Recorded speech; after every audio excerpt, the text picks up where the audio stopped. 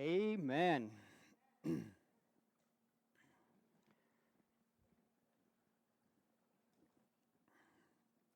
When Jeanette and I were living in Georgia, um, I drove school bus for a time period while I was in seminary, and while I was youth pastor, actually.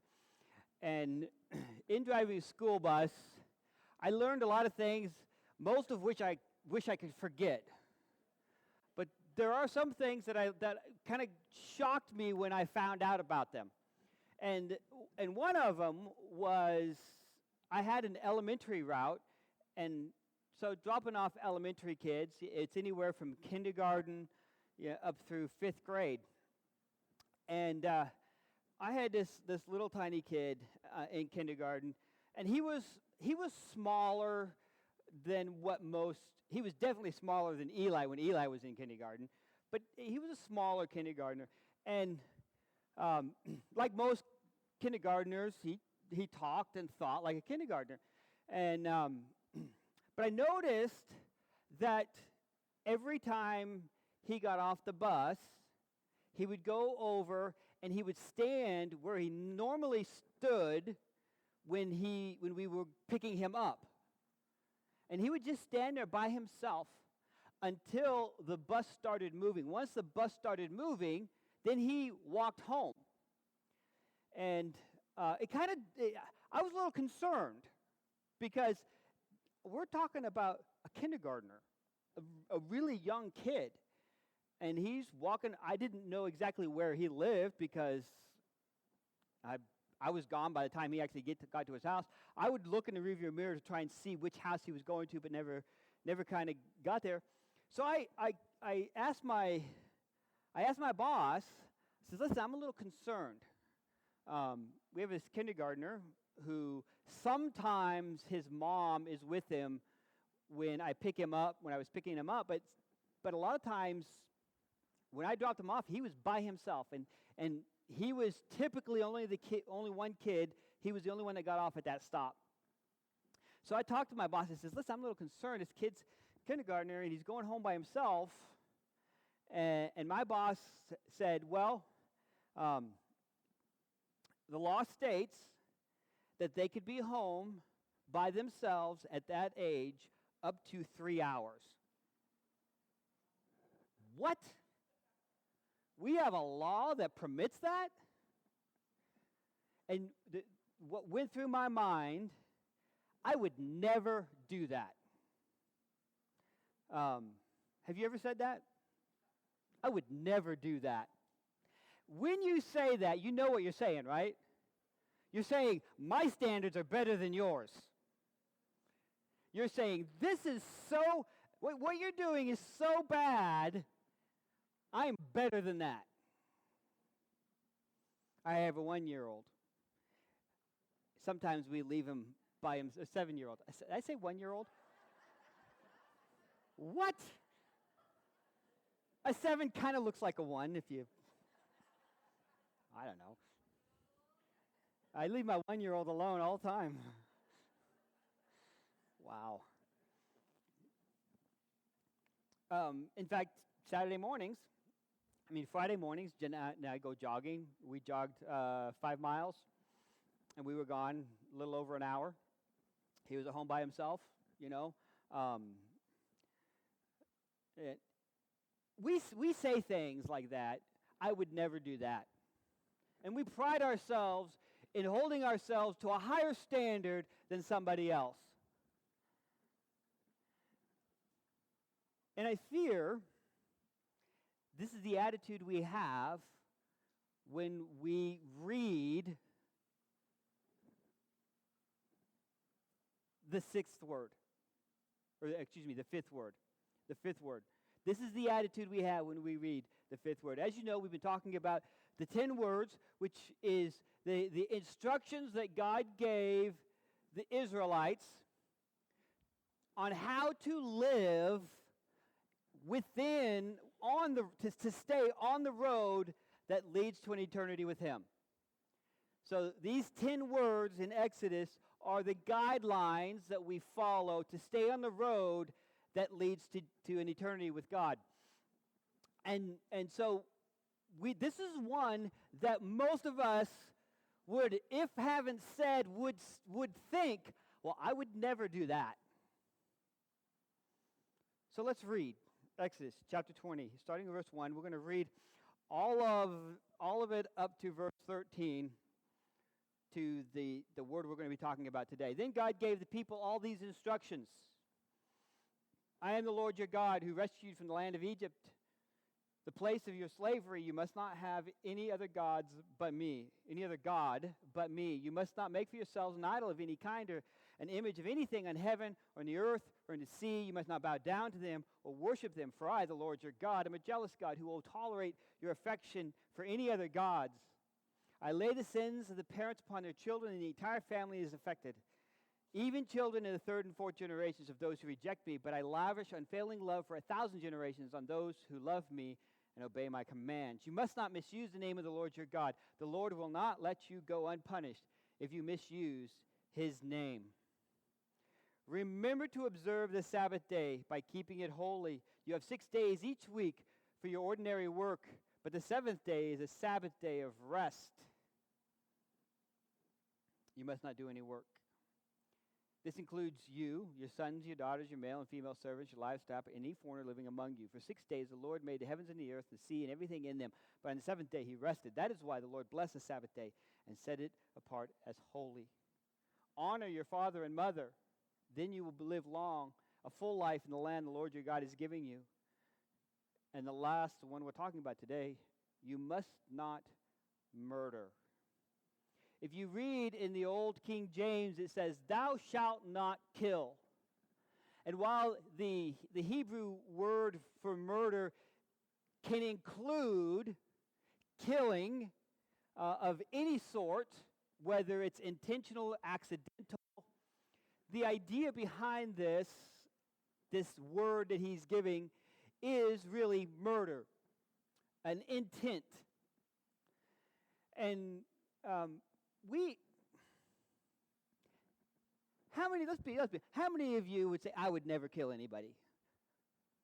Okay, so there's a bunch of people here who would kill people. Because there's a whole lot of you, let me write your names down real quick. None of us are going to go out and kill people. None of us are going to go say, I think I'm going to go kill this person. All right? We don't murder people. Now, there's a lot that I could talk about in regards to war.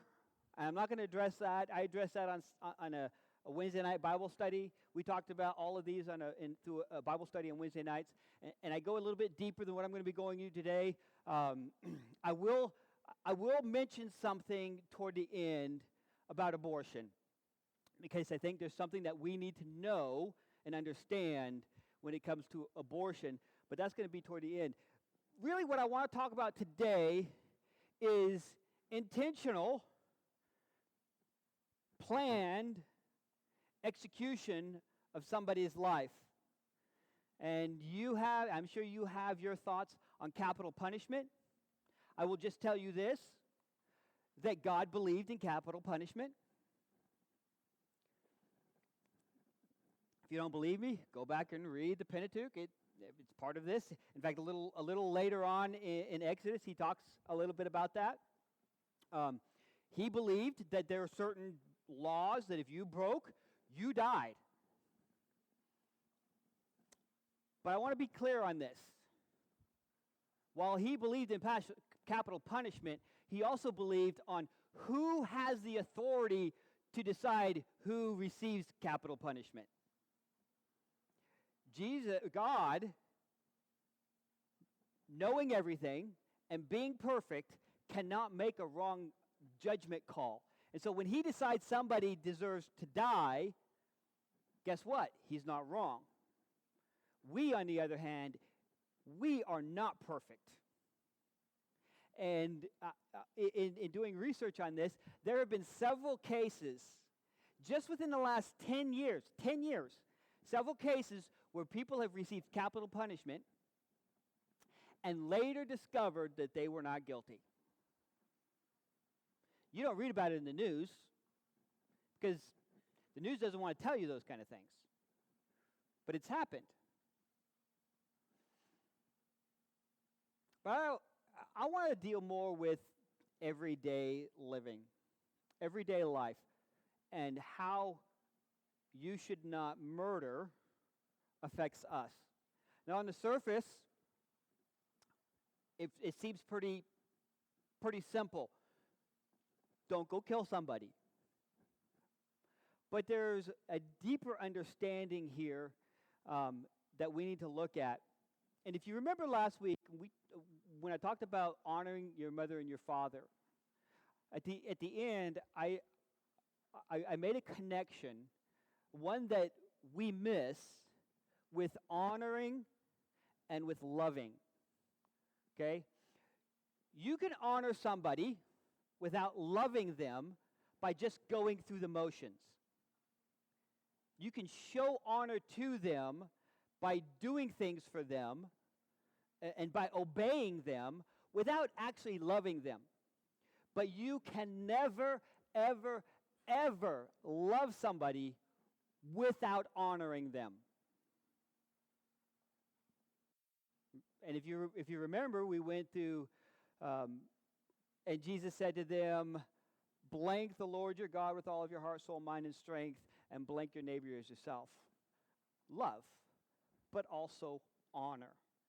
And today we're starting a series, a mini-series within the 10 words about how we honor, how we love our neighbors. If I was to help you understand this, it would go something like this. Love your neighbor by honoring his life. Love your neighbor by honoring his life. And this goes much deeper than just not taking his life. If you know the beginning of Genesis, you know that the first murder that was ever committed was a brother killing his brother. And what you don't understand about this situation was God had told Adam and Eve that she would give birth to the one who would crush the serpent's head. That's what so she gives birth to this kid, and she thanks God for this man child, hopefully she didn't give birth to a man, but the child she gives birth to, and what do you think is going on in her head? Well, this is the one that's going to crush the serpent's head, because he told me that I was going to give birth to the one. She didn't realize that it was going to be several thousand years later, that it was actually her seed that was going to do it. So she has these great aspirations of this child that she's going to have, and what does he do? Instead of killing the serpent, he kills his brother. But did you know there's a progression in what transpires in the story of Cain and Abel? And it is a progression that transpires not just in his way of thinking, but in all of us. All of us. We all go through this kind of series. Hopefully, we don't make it to the end, especially when it deals with murder. But at some point in time, if we don't grab control of ourselves, there is an inevitable outcome. So what is that thing? What is that progression that we see? Well, I'm not going to actually read the story, but I'll tell you. As you know, Cain and Abel, two brothers. Abel has a bunch of flock. Cain is working the land, and they both bring an offering to God. And Abel's offering was acceptable to God, and Cain's offering was not acceptable to God. The first thing that happens in this progression is a unplanned event. An unplanned event. And if you're taking notes, it'd be good for you to write these things down, because it will help you in if you find that you're dealing with something and this will help you. An unplanned event. And it's unplanned because if you knew about it, it wouldn't create the disarray that is about to follow. For Cain, this unplanned event wasn't the offering, it was the rejection of the offering.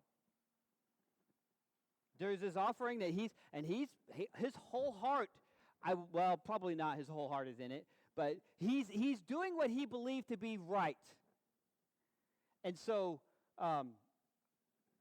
God said to him, or it is said that God does not accept his offering. That is the unplanned event. And any time you have an unplanned event, everybody, even me, this seemingly emotionless person most of the time, everybody after the unplanned event has an emotional response. So you have an unplanned event that creates an emotional response. Now that emotional response for some people, it's very evident. For some people, you don't see it. There's a lot that happens in my life, and good or bad, and nobody can tell how I feel about it. I could be in a really good mood. It's happened on Wednesday nights. Really good mood. Everything is going good in my life. I am happy. I'm sitting at a table, usually with just me and Eli, and inevitably somebody will say to either my wife or Pastor Crystal or somebody, "What's wrong with Pastor Steve?" And of course they come to me, "What's wrong with you?" And I tell them, "Nothing. I'm happy. Can't you see it on my face?" And this is not what happened with Cain.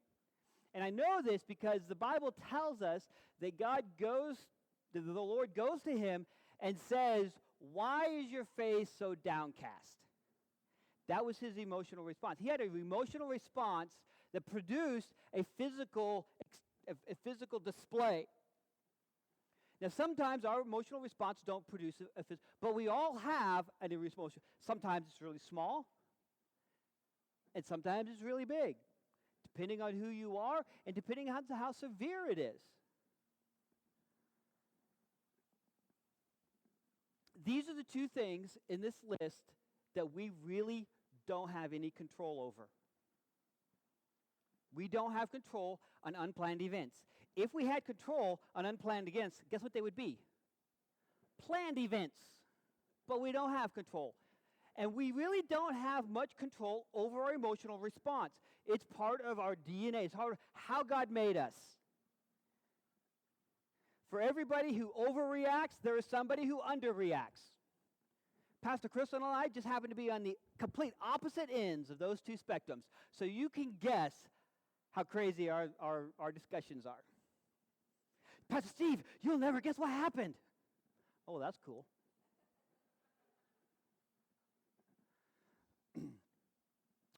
Unplanned event happens, and it produces an emotional response. And we see this in his life. His offering was not accepted. His face was downcast. And then the next thing that happens is there will be an intellectual debate. An intellectual debate. In other words, you're going to have a fight with yourself in your mind. You're going to process within your mind, okay, how should I respond to this situation? What's my next step? Now, people who are emotional, who typically want to do something right away and solve the problem. Sometimes emotional people want to run away instead of doing something right away. Non-emotional people sometimes try to ignore it, or they want to think about it. And sometimes, and I fall into this category, unfortunately, way too often, I think about it too long before I do anything. My wife is smiling because she knows. Because this is a conversation we had not too long ago. Sometimes I just think about it way too long and I need to act a little bit quicker. But this intellectual debate is where we have a responsibility. We have a responsibility because we could go with our emotion, and usually your emotion is not going to be necessarily the godly response that it should be. Last night we were sitting on the couch. I have how many of you have a spot on the couch that is your spot? Bless you people. I have a spot on the couch that is my spot. It's a part of the reclining couch, and I get back in there. Jeanette sits on the other side of the couch. We bought this couch. It's 6 feet or so long, and it has 2 sections split right down the middle that is wide enough for 2 people to sit on one reclining section. And my wife and I said, "Oh, this is really good. We could both cuddle and sit in this one section and recline, and it's big enough for both of us to see here. Do you think we sit together in one section of the recline?" No. It's usually because Eli decides he wants to sit right next to me, which I'm okay. Eli is a touchy-feely person. I let him do that. Last night, he's watching TV. I don't remember what I'm doing. I was really tired last night, so probably almost falling asleep. And he's drinking a Gatorade. You know what's coming, don't you? And you know kids, they don't want to drink normally. They want to suck the container and play around with it. We've already had conversation with him about doing this because why don't you do this? Because you'll spill what's in the container. Guess what? Where's he sitting? Right next to me. He spills it. Guess who he spills it on? Guess what I had? An emotional response. You betcha. I got up really quick, and very sternly. I didn't overreact, I don't think. My wife, no, she's shaking her head no, so I'm safe. I didn't overreact, but I was very firm with him. Eli, we already had this discussion about how you drink. And now you spill spilled Gatorade on the couch, on me, on yourself. For the rest of the night, you're sitting on the floor. He didn't argue with me because he knew he screwed up. In fact, this morning, I think it was this morning or last night as he was getting ready for bed, he came, "Daddy, I had fun sitting on the floor." Well, good. You could sit on the floor all the time then. There was an emotional response that I had, and honestly, part of me wanted to reprimand him a little bit more than I did. But I had this intellectual debate in my mind that we all have when we have an unplanned event and an emotional response. How do we handle it? What do we allow to happen in our thoughts?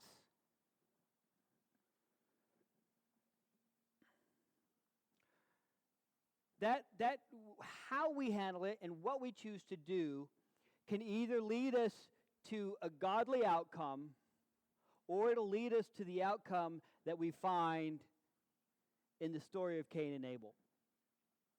So after this, and I'll talk a little bit more about this mental debate a little later, but to get on with the story, what we find, and this is the next step in the progression, is if we don't control our thoughts, if we allow our emotions to run wild with us, what we will find is inevitably an unprofitable word. An unprofitable word. Now, we've already processed in our brains this intellectual debate we had. We already got a decision made on how we were going to handle it. And if we hadn't, we're leaving it up to our emotions, which, as I mentioned before, is not really a good thing. The next thing that happens is unprofitable words. Rarely do you ever go from having this intellectual debate to a heinous deed. Usually, there is a process in between those two that is unprofitable words. Sometimes those unprofitable words are spoken. So if you're dealing with a situation that somebody else caused in your life, and you have this emotional response, and you have come to the decision through your intellectual debate that they were wrong and they deserve what comes to them, you feel obligated to help perpetuate what happens to them. And so you use unprofitable words. Sometimes those unprofitable words don't necessarily come out of your mouth, but are now this is after the theological debate. You start thinking about all the bad things they've already done, or you start thinking of all the bad things that they might do in the future. And the more negativity that you produce within your brain, these unprofitable words that run through your brain, inevitably, if not controlled, will lead to the last progression. Now, these unprofitable words are sometimes spoken, and it's amazing that usually, with most people, they are not spoken to the person who actually hurt you. Sometimes they are, if you're bold enough to do it. But usually, it's gossip that you're sharing with somebody else. Can you believe? Let me tell you what this person did. And what are you doing? You're reinforcing a decision, a negative decision, albeit, that you had already made about this situation and that you were going to do. And the more you talk negatively about it, the more it leads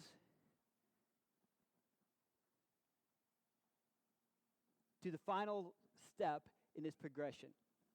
The final step in this progression is an inexcusable deed. An inexcusable deed. So if we go back to our story of Cain and Abel, this unprofitable word. Now he has already been confronted with God about his behavior. He had this unplanned event. His offering wasn't accepted. He had an emotional response. His face was downcast. God told him, if you do well, will your offering not be accepted? There's been a lot of debate about why his offering wasn't accepted. But what it came down to is specifically that. He didn't do well, or he didn't do what God had told him to do.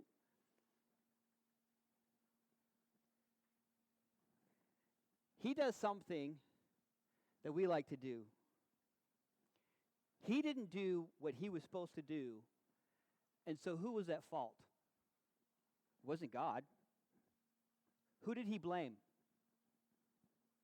He blamed his brother, who did what he was supposed to do. He blamed Abel. If Abel hadn't given such a good sacrifice, a good offering, then I wouldn't be in the situation I am in right now. How many times have we done that? Well, if they hadn't done this, I'd be in a much better situation.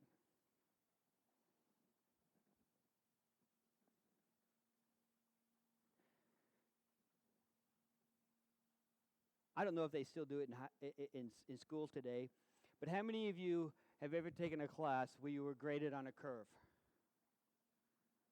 Okay. So when you grade on a curve, you hope all of the stupid people stay stupid, and you hope all the smart people instantly get stupid, so that you will be one of the highest grades and you'll get an A.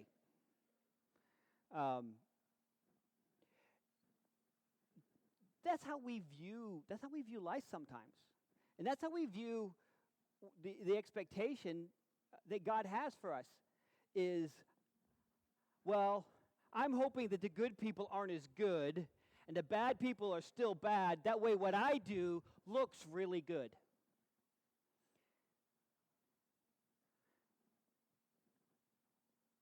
What Cain did is he didn't accept what he had done. He blamed Abel for being better. And you know, I've seen it, unfortunately, in churches. I've heard people complain about it.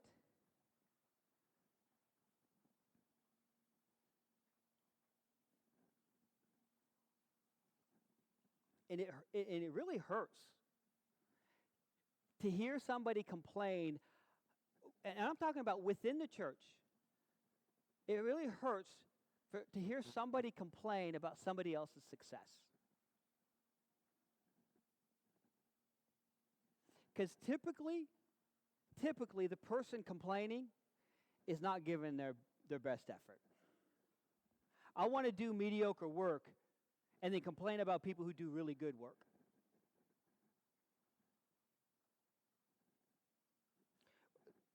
The Bible says that we should rejoice with those who are rejoicing.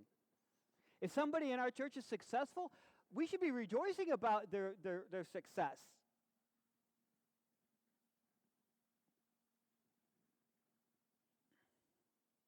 This is where Cain went wrong. He had this intellectual debate and come to the conclusion that he really wasn't as bad as he thought he was. Abel was just too good. And if Abel wouldn't have been so good, he would have been okay. And so he took it upon his own hands to eliminate the competition.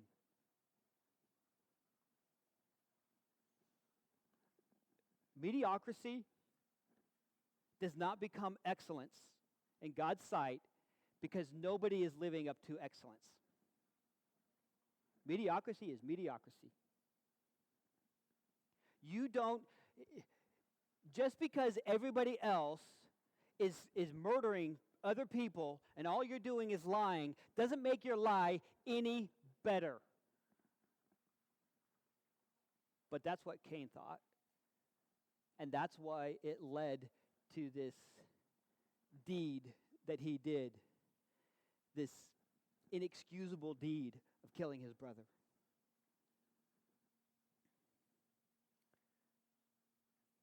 I bring this to you because I want you to understand that everything we face goes through the same type of process. Every experience we have, good or bad, there's this process that goes through. And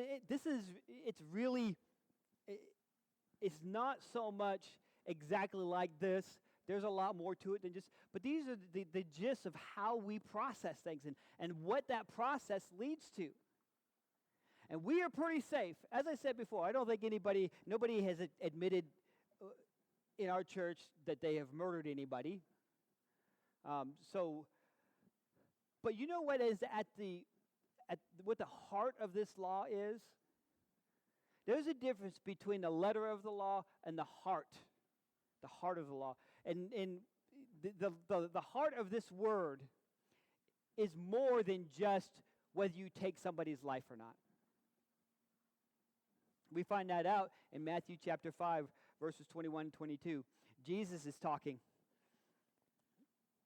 He's teaching his disciples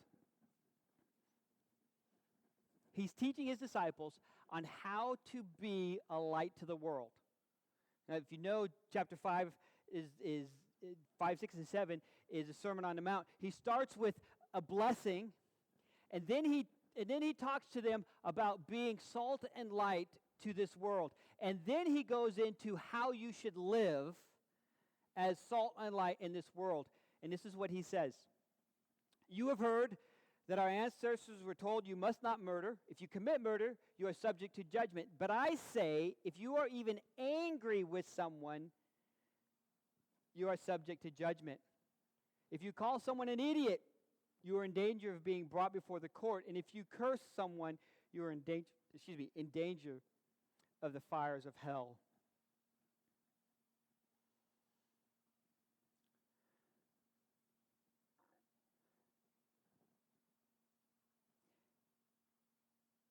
We don't like this because Jesus kind of calls us out here. Now, it says if you are angry with someone, you are subject to judgment. Paul tells us in Ephesians that we should not let our anger lead to sin. So anger in and of itself is not sin. But there's a point in time where anger leads to sin. And it doesn't have to be exercised in a physical way. Now there's a holy sin that God, a holy anger that God has, and then there's an anger that is not holy in and of itself, but is not sin. And this is an emotional response. Anger is an emotional response to a situation. There is always a situation. Sometimes it's fresh. Sometimes it's happened 30 years ago. There's always a situation that your emotions are triggered by. Men, have any of you ever woke up and your wife's mad at you for no reason at all, or you suspect? And then you find out, after talking to her a little later, that in her dream you cheated on her and now she's mad at you. I don't know, maybe wives you don't share, that doesn't happen to you. My wife woke up to me, she woke up to me mad. She says, I'm mad at you. You just got out of bed. What did I do? Come to find out, in her dream, I had another girlfriend. Another girlfriend? I had a girlfriend.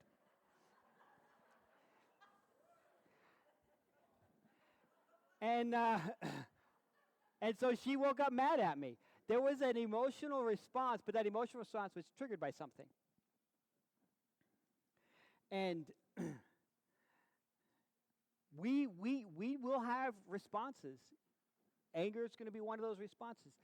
And it's not a sin to have a response. The sin comes in is when we don't choose to do the rightly thing after that response. And this is where the intellectual debate comes in.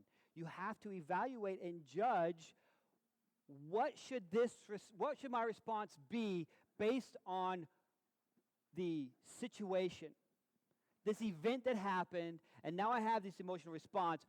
What should I do? What should I do? Well, obviously, killing your brother is not the right answer. But you know what? If you keep reading, he says, Jesus says, if you call someone an idiot, you're in danger of being brought before the court. And if you curse someone, you're in the dangers of the fires of hell. We use that word idiot pretty loosely. But part of the reason that they would bring somebody to court for using an idiot is not nearly a strong enough term. What you were doing when you used the term that was used back then is you were profaning and hurting their reputation. Have you heard of people suing other people for defamation? You're hurting their reputation. You're defaming them. This has happened back then. It's nothing new. And so there was an action that was brought forth, but that action was brought forth because of the undealt with anger that was within the person.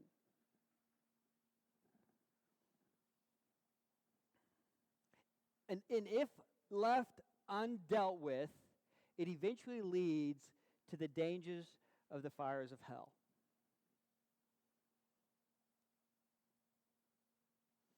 Unchecked anger, and this is the turning point in whether we decide what we do is going to be godly or not, is dealing with this intellectual debate. That's where it goes from I have not done anything wrong to whether I'm going to act godly or I'm going to act ungodly in this manner. That's why the Bible says, and listen, I'm going to be honest with you, I don't get angry very often. I don't. But when I do get angry, I'm going to want to go to you, and I want to unleash all the fury that I can build up within me on you if you're the one that caused me to be angry. Now, I don't do that. Why don't I do that? Because I have this intellectual debate in my mind that says, you know, Steve, that's not exactly how Jesus would handle the situation. He would be a little more patient with the person. He would be a little more kind with the person. He'd be a little more forgiving with the person. Maybe you should try that first, and then we can discuss what happens afterward. There's a reason why we are to renew our minds daily. Because the mind is a battleground in which if we don't win, it will lead to the other two. It'll lead to the unprofitable words that go on in our mind or that come out of our mouth, and the inexcusable deeds. I'm going to be honest with you. I think most people in society today, if they believed that they could get away with murder, would do it. They would. Because it is not about what God is trying to establish, and it's about not facing the consequences. That's what it's become about. These last few words that we're going to be talking about is about treating people who were made in God's image as God wants you to treat them. It's not about whether you kill somebody or not. It's about whether you love somebody enough to honor their life, to honor their reputation, to honor. And when I say honor their life, it's not just about taking their life.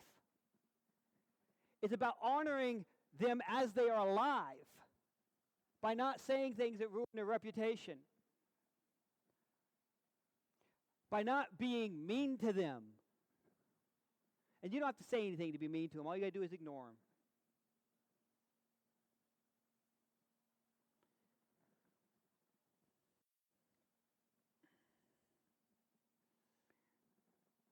If unchecked, our emotions will lead us to veer off of the road that God has established that leads to an eternity with Him. If unchecked, our emotions will lead us off that road. And again, I say this, I've said this several, the further you get away from that road, the harder it is to get back on that road.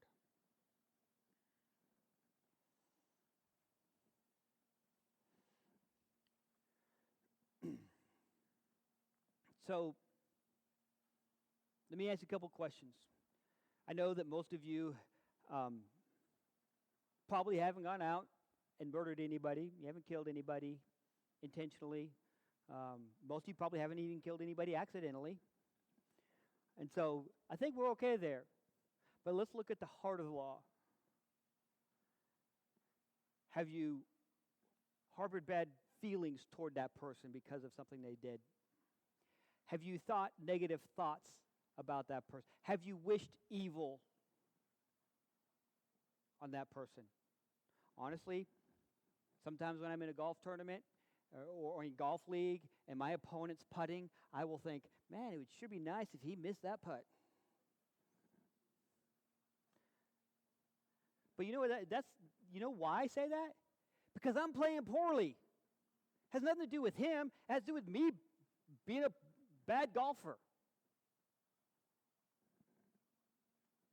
Are we thinking bad thoughts about people? Because that's the heart of this word, is here. The heart of it isn't about just killing people. It's about what leads to killing people.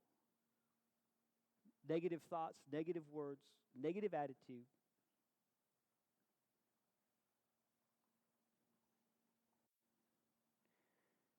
Now I know some of you are going to say, well, yeah. I did. How many of you have ever screamed out while driving in crazy traffic, "You're such an idiot"? I've done it. In fact, I probably do it more than I care to admit. Guess what? You just broke the heart of this word. Have you ever thought or said, I can't believe they just did that? They are stupid for doing that. You just broke the heart of this word. And if you do something like that, you need to talk to God about it. Because He's got to change your heart. He's got to change your heart. So how do we, when we know we've transgressed on this word, Jesus gives us something to do. In verses 23 through 25, after he tells them that you shouldn't have these types of attitudes, he tells them this. So if you are presenting a sacrifice at the altar in the temple, so what does he actually mean by that? It's a way of saying you're worshiping God. If you find that you're worshiping God, you want to worship God, you're bringing a worship to God, and then you suddenly remember that someone has something against you, leave the sacrifice there at the altar, go and be reconciled to that person.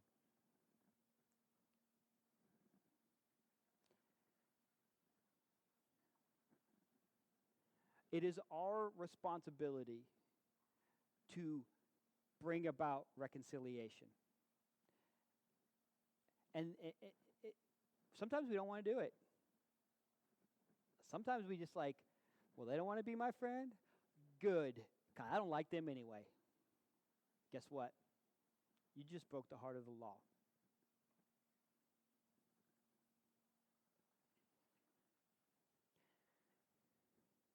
You thought this was going to be an easy one. I didn't kill anybody. I didn't murder anybody, so I'm good to go. Oh, there's so much more to it than that. I'm going to close in prayer, and I want you to be sensitive, because I know God is probably, if He hasn't spoken to you about something you've done or an attitude you've had, He's probably at least spoken to you about a thought that you've had, and you need to talk to Him about it. Because as I said, you're not just going to wake up one day and murder somebody.